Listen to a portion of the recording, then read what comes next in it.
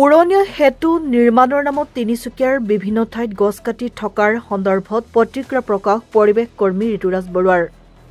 তিনিচুকীয়াৰ শ্ৰীপুৰীয়াৰ পৰা এটি ৰোডলৈকে BIPL নামৰ এটা বেচৰকাৰী সংস্থাই উৰণীয়া সেতু নিৰ্মাণৰ নামত সিজুগুৰিত বহু বছৰ পুৰণি ডাঙৰ গছ কাটি পেলোৱাত উল্লেখিত সংস্থাটো গছপুলি ৰোপণ আৰু প্ৰতিপালনৰ আহ্বান জনায় পৰিৱেশ কৰ্মী ঋতুৰাজ বৰুৱাই।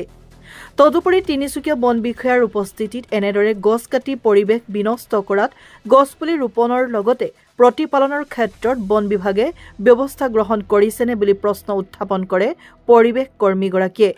লগতে পৰিৱেশ সুৰক্ষা সমিতি তিনিচুকীয়া জিলা সমিতিৰ সম্পাদক ফটিক মৰাণে গছপুলি ৰোপণৰ ব্যৱস্থা কৰিবৰ বাবে আহ্বান জনায়।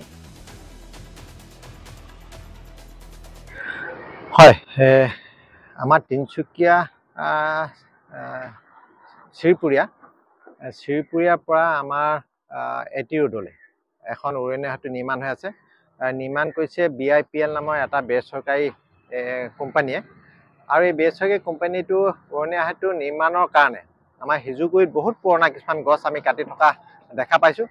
আৰু এই বিষয়টো অৱগত হৈ আমি বিশেষকৈ কালিৰ দিনটো আমাৰ পৰিৱেশ সমিতিয়ে যিহেতুকে প্ৰতিপালনৰ দিন, আমি প্ৰতিপালন কৰি বিভিন্ন স্থানত প্ৰতিপালন কৰি অহা অৱস্থাত আমি সেই সিজুগুৰি অঞ্চলটোত গছপুলি কাটি থকা দেখিলোঁ। তাৰপিছত আমি কোম্পানী এজন কৰ্মচাৰীৰ লগত আমাৰ BIPL কৰ্মচাৰী এজনৰ লগত আমি কথা বতৰা হ'ল যে তেখেতলোকক আমি প্ৰশ্ন কৰিছিলোঁ যে কটাৰ লগতে আপোনালোকে ৰোপণৰ ব্যৱস্থা কৰিছে নাই, কিন্তু তেখেতে বিশেষ একো উত্তৰ দিব নোৱাৰিলে ভালভাৱে। কাৰণ আমাৰ এটা প্ৰশ্ন, আজি আমি দেখা পালোঁ আকৌ সেই গছখিনি কাটি আছে। আৰু সবচে দুখৰ বিষয় যে আমাৰ তিনিচুকীয়া বন বিভাগৰ বিষয়ববীয়া উপস্থিতিত গছবিলাক কাটি আছে।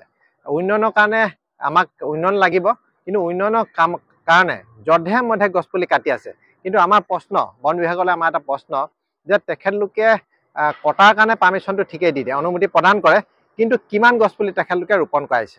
আৰু দ্বিতীয়তে হ'ল কি, আমি আমাৰ মানৱ জাতি ধ্বংস কিন্তু আমি নিজে মাতিছোঁ। আমি উন্নয়নৰ নামত বা বাট পথ নিৰ্মাণ বা ঘৰ নিৰ্মাণৰ নামত আমি আমাৰ নিজৰ বিপদ মাতি আছোঁ। যদি আমি এনেকৈ উন্নয়নৰ নামত গছবিলাক কাটি শেষ কৰি দিওঁ, তেনেহ'লে কিন্তু আমি পৰিৱেশ প্ৰদূষণৰ বিশেষকৈ গোলকীয় উষ্ণতা তাপমাত্ৰা দিনক দিনে যিভাৱে বৃদ্ধি হৈছে, সেই বৃদ্ধিৰ ফলত কিন্তু আমাৰ মানৱ জাতিৰ লগতে কিন্তু প্ৰাণীকুল এদিন ধ্বংস হ'ব।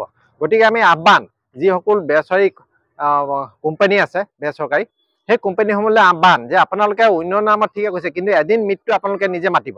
গতিকে আপোনালোকে কনষ্ট্ৰাকশ্যনৰ পিছত তাত এটা বিশেষ পুঁজি ব্যৱস্থা কৰক, যাতে তাত গছপুলি ৰোপণ কৰে। আৰু গছপুলি ৰোপণ কৰিলেহে, প্ৰতিপালন কৰিলেহে, গছ থাকিলেহে কিন্তু আমি মানৱ জাতিৰ লগতে প্ৰাণীকুল কিন্তু জীয়াই থাকিম।